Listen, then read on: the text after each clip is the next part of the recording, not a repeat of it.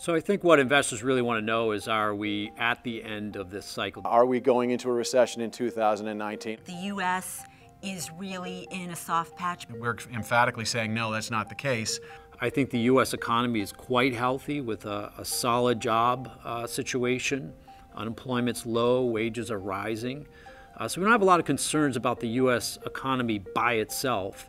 You have a bigger hiccup in China than we had thought was happening last year. But we are seeing the Chinese government stimulate the economy on a number of different fronts, and we think that that's a positive sign. So this year is going to be interesting. I think the Fed is likely on hold during the first half of this year. They might not have the confidence that that data is solid enough until maybe the second half of 2019. There's a lot of debt that needs to come to this market, so we really need to watch the rate picture pretty closely. The markets are very much looking at the political landscape right now, and that's really dominating, I think, in a lot of cases.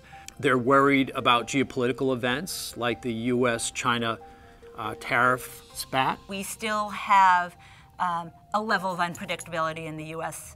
government beyond anything I've seen in my lifetime. I don't think we can underestimate the move towards nationalism, populism, protectionism. I do believe that people are concerned about the paths that the politicians are taking and how it affects not only their jobs, but also their investments. I live in this economy too, and I feel it, and I talk to people who are concerned. For fixed income investors, I think the good news is that it gets a bit easier from here.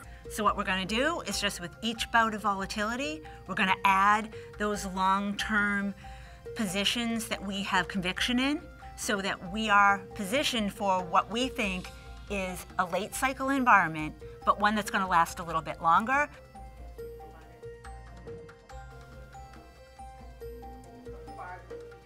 Keep each other on. And you too.